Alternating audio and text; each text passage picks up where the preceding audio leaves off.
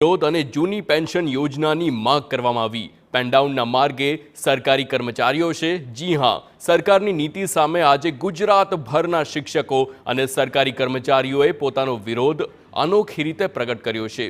તો જૂની પેન્શન યોજનાનો અમલ સહિતની 11 મુદ્દાની માંગણીઓ સાથે 1 લાખ કર્મચારીઓ કામથી અળગા રહ્યા।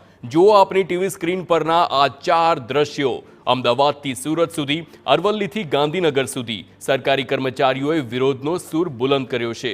અરવલ્લી, સુરત અને અમદાવાદમાં શિક્ષકોએ મતદાન દ્વારા પોતાનો વિરોધ પ્રગટ કર્યો, તો પાટનગર, ગાંધીનગરમાં સરકારી કામકાજથી દૂર રહીને કર્મચારીઓએ સરકારને સંદેશ આપ્યો છે કે એક તરફ કર્મચારીઓએ સરકાર સામે ચોક ડાઉન કર્યો, પેન ડાઉન કરી અને શટડાઉનનું હથિયાર ઉગામ્યું છે, તો બીજી તરફ સરકારે પણ કાર્યવાહીના સંકેત આપ્યા છે। ત્યારે યુનિયને ચીમકી ઉચ્ચારી છે કે જો કાર્યવાહી થશે તો અમરણાંત ઉપવાસ આંદોલન શરૂ કરાશે।